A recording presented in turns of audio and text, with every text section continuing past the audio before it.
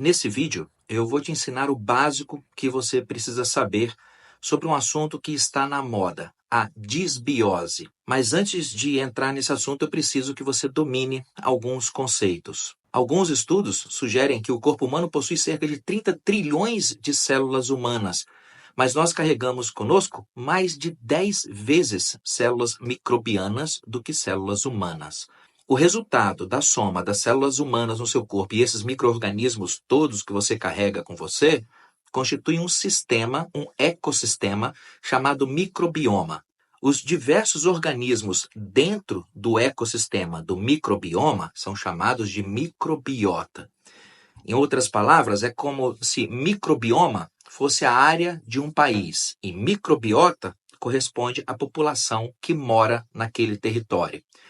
Dentro do país, do seu corpo, existem estados e municípios. Por exemplo, a sua pele é um estado dentro do país chamado seu corpo. O microbioma da pele possui uma população específica, que é chamada de microbiota cutânea. Da mesma forma, seu intestino é outro estado dentro do país chamado seu corpo. O microbioma do intestino possui uma população específica, que é chamada de microbiota intestinal.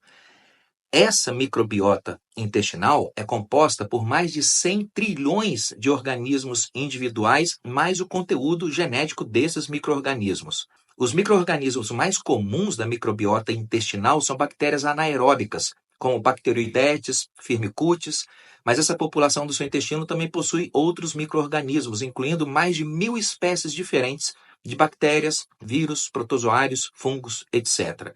A maioria desse povo vive no intestino grosso. A composição da microbiota intestinal evolui continuamente desde o nascimento e ela pode ser afetada por vários fatores, incluindo o que você come, o ambiente que você mora, a sua idade e o uso de certos medicamentos. Por causa dessas variáveis múltiplas, a gente acredita que o microbioma intestinal de cada indivíduo seja único, semelhante a uma impressão digital. Cada pessoa vai ter um microbioma e uma microbiota bem individual no intestino. Mesmo assim, existem características de composição que parecem distinguir uma microbiota saudável de uma microbiota não saudável. Em um estado de homeostase saudável, a microbiota intestinal ajuda na digestão, no metabolismo, na modulação do sistema imune. Uma microbiota intestinal saudável é importante para a produção de ácidos graxos de cadeia curta, butirato, propionato e acetato. Esses ácidos graxos fornecem energia para as células no intestino, ajudam a regular o apetite e a tolerância à glicose. A microbiota intestinal também é uma fonte importante de vitamina B12 e vitamina K. As bactérias no seu intestino fabricam essas vitaminas usando o que você come, e o seu intestino absorve essas vitaminas prontas. Os estados em que ocorre uma mudança não saudável da composição do seu microbioma intestinal ou de sua microbiota intestinal, esses estados são chamados de disbiose. Pessoas com doenças intestinais, como doença de Crohn, retocolite ulcerativa e colite pseudomembranosa, comumente sofrem de disbiose, porque o intestino inflamado é um ambiente diferente de um intestino não inflamado, e isso muda um bocado as bactérias, a microbiota, que vive naquele microbioma. Mas aqui começa o enrosco. A disbiose pode ser um problema comum em certas pessoas que sofrem de certas doenças, mas ela não é um problema tão comum assim como estão dizendo. Pelo menos não do ponto de vista científico. E existem 3 observações importantes que todo profissional de saúde deveria fazer antes de entrar nessa modinha da disbiose. Primeiro, nós ainda estamos na idade da pedra para entender quais seriam as variações possíveis na impressão digital do seu intestino. Alguns padrões grosseiros de disbiose já são bem conhecidos. Não é difícil afirmar que o sujeito que vai ao banheiro defecar sangue 5 vezes por dia está apresentando um quadro de disbiose. Não é difícil detectar isso aí.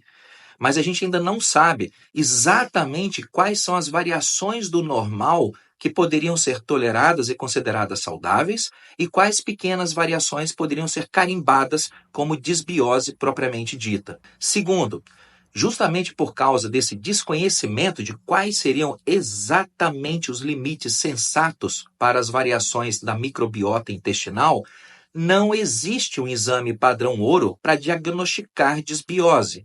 Existem alguns exames, protocolos e algoritmos diagnósticos, mas nenhum deles é um padrão ouro para o diagnóstico de disbiose.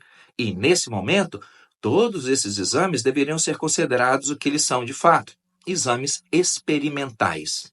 Terceiro e mais importante, ainda não está bem claro se a disbiose é uma causa direta de doenças ou se ela meramente é um reflexo intestinal de alguma outra doença que o sujeito possui. Por exemplo, pacientes com insuficiência cardíaca congestiva apresentam uma microbiota diferente de pacientes que não possuem insuficiência cardíaca.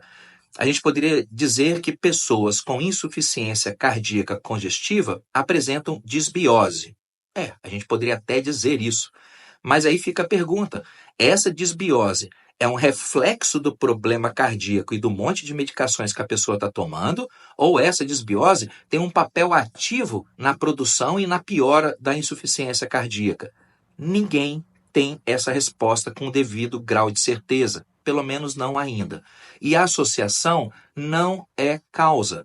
Pessoas que infartam têm cílios, então cílios causam infarto? Não confunda associação com causa. Para quem é da área de saúde, esse raciocínio equivale a ser alfabetizado e saber calcular quantos são 2 mais 2. É provável que em um futuro breve, a disbiose termine sendo utilizada como um marcador para avaliar precocemente o risco para alguma doença ou para avaliar o sucesso de um determinado tratamento. E é até possível que o tratamento da própria disbiose se torne importante na condução até mesmo de doenças autoimunes, doenças neurodegenerativas, depressão, autismo e esquizofrenia. Mas isso é para o futuro.